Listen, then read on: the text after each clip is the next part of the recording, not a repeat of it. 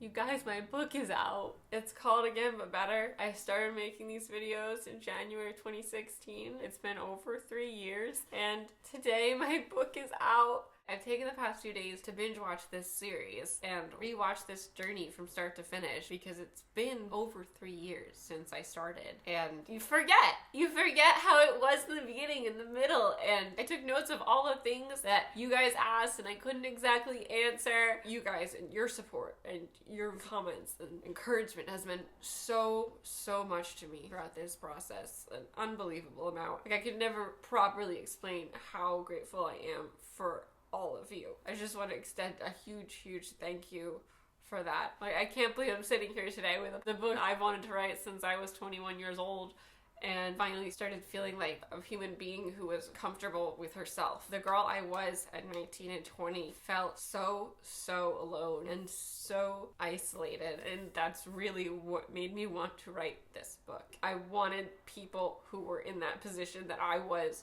to feel like they had someone out there that was experiencing the same thing. Like, I get the question so much, like, what inspired you to write this book? And that's really what inspired me to write this book. How badly I needed it when I was 19, 20, 18, 19, 20, you know, just all through high school and my beginning of college years. I needed something like this to feel like I wasn't a failure.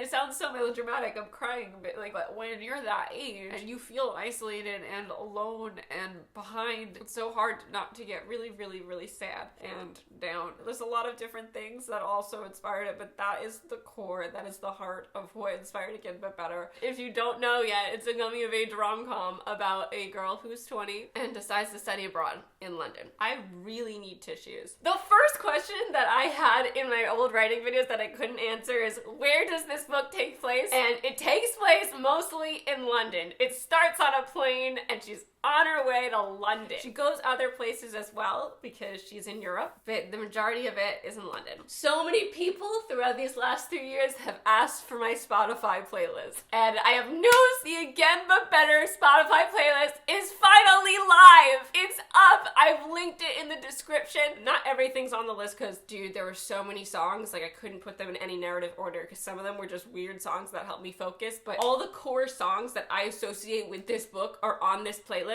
in the order that they happen in the book. Like, I tried to order them so you could hypothetically read to the playlist. And if I haven't yet, I'm going to do some sort of a Twitter post or post on my website of kind of chapter markers where I would start a song on the playlist so that the rest of the playlist goes along. So if you get lost, because, you know, people read at whatever speed, you can pick up on the playlist to where you are in the book, hypothetically. I forgot a lot of things about the beginning of this process, like how for a little bit I called the book 2 words because my old title was 2 words. It was crazy rewatching all these writing videos and just feeling the joy coming out of past Christine while she was writing this book. It really was the most amazing experience putting this story down on paper. I had so much fun. It was so therapeutic for past Christine, and it almost made me a little sad because of the place I'm in right now is so different. I'm in this weird limbo where I'm feeling very anxious because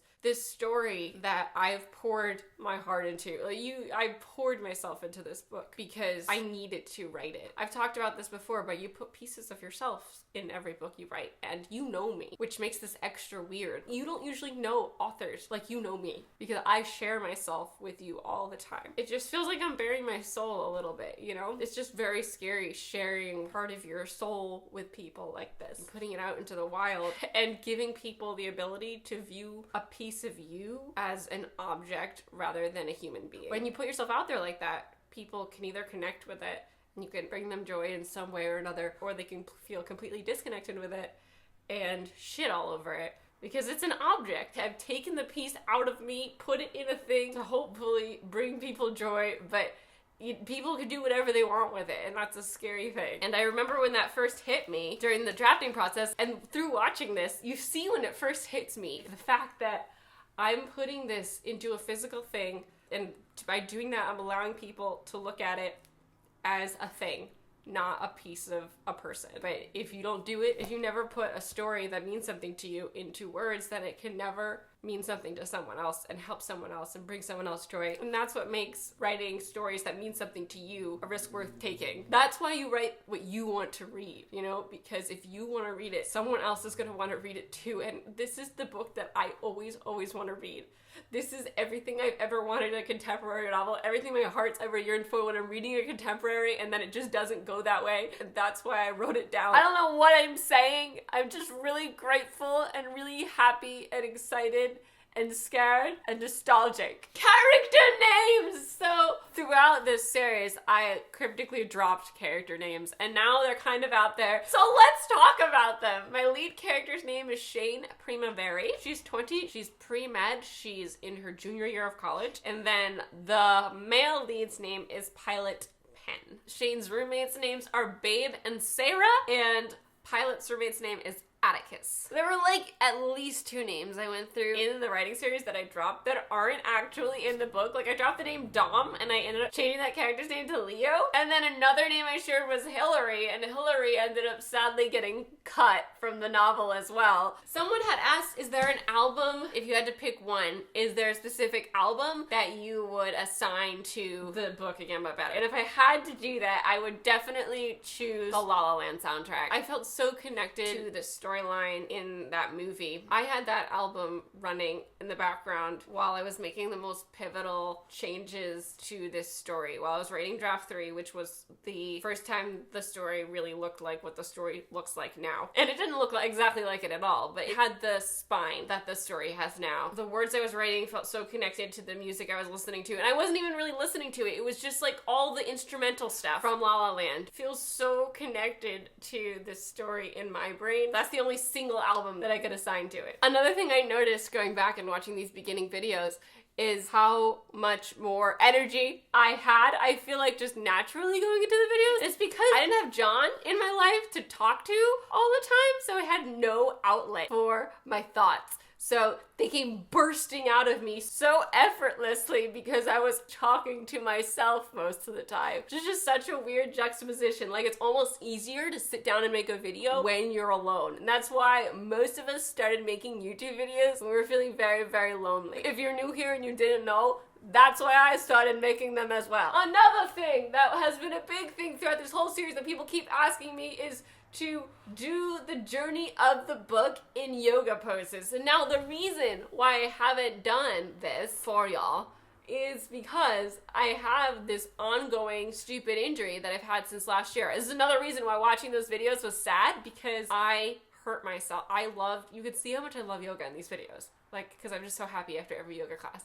And I love yoga so much. And then I hurt my pectoral. I pulled my pectoral muscle, which doesn't sound like that big of a deal, but it has inhibited my ability to do so many things. And I haven't been able to like work on yoga the way I love it, doing all these challenging poses and stuff. I really had to learn to rein myself in and not to push myself at all. And that's just totally against my nature. My nature is to push, go for it. But every time I do, I re-injure myself. I'm in the cycle of seeing doctors again about it. I can't really do the yoga poses the way I would want to show the story. And the last big thing that I promised I never did was Shane's Twitter bio. At the start of the book, I think it would be YU pre-med, TMI, 4, 8, 15, 16, 23, 42, and then a link to her blog. That's it. And she'd probably have a picture where you can't really see her face. It would be like one of those like really close-ups where it's obscure or like kind of turned to the side where it's mostly her hair and a little bit of her face. Babe's Twitter would be so Disney-centric. Pilot would not have a Twitter at the beginning. If he was forced to make one, the bio would say, no thanks. I want to mark some of the moments that were really special that I didn't get on camera, that I didn't get to share with you. Like there's the moment when I first talked to Eileen on the phone, who is my editor, her excitement for the book. You remember I made a video about this, but the night that I gave Stephanie Meyer one of my arcs, and I got an email from she and Megan a couple months ago telling me how much they enjoyed the book, and I just cried. It was so special to me every time someone in my life finished this book. It was a whole other thing when someone in my family read it. I gave it to my cousin Holly, and she started reading it and read read it like within 48 hours and was sending me text messages the whole time, and her play-by-play reactions just warmed my heart so much, and it was just such a special thing for me to just have someone like related to me react to it like that. During the time when the book was just released around Y'all West, I'll never forget this tweet that popped up in my feed from someone who got Again But Better but didn't want it and was looking to trade it for the Gilded Wolves or something at Y'all Fest. And this is the first time my book was out there. I knew a lot of people wanted the book, but this girl who didn't want it had gotten one. Then like a couple weeks later, before I could really enforce myself not to look at reviews, like now I have a hard lockdown, before I had that, this review popped up on Goodreads where this girl was like, so I didn't want this book and I wanted to trade it at Y'all Fest, and she started reading it and she ended up loving it. The review just made my day. The moment I got the email from Christina Lauren and Colleen Hoover with blurbs for my book, these authors are people that I admire and respect so much. For them to have taken the time to read my stuff and write nice things about it.